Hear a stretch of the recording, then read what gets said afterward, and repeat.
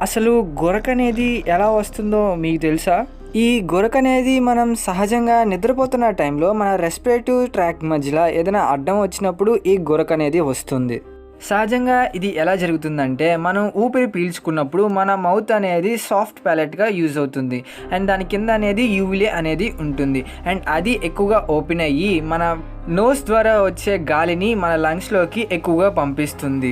But కొంతమందికి మాత్రం ఈ సాఫ్ట్ ప్యాలెట్ అండ్ యూవిలే అనేది చాలా పెద్దగా అనేది ఉంటుంది. అండ్ వాళ్ళు నిద్రపోయినప్పుడు ఇది వాళ్ళ థ్రోట్‌కి కింద ఉన్న డౌన్ పార్ట్‌కి టచ్ అవుతుంది. కాబట్టి అలాగా వాళ్ళు నోస్ ద్వారా ఎక్కువ గాలిని వాళ్ళ లంగ్స్‌లోకి తీసుకోలేకపోతారు. అండ్ అది మనం ఫోర్స్‌గా మన నోస్ ద్వారా ఎక్కువ గాలిని పీల్చుకున్నప్పుడు అది పైకి లేసి అలాగా మన థ్రోట్ మీద కొట్టుకుంటూ ఉంటుంది. అండ్ అలాగా ఆ సౌండ్ అనేది మన నోటి ద్వారా వస్తుంది. అండ్ దాన్నే మనం గురక అంటాం. సో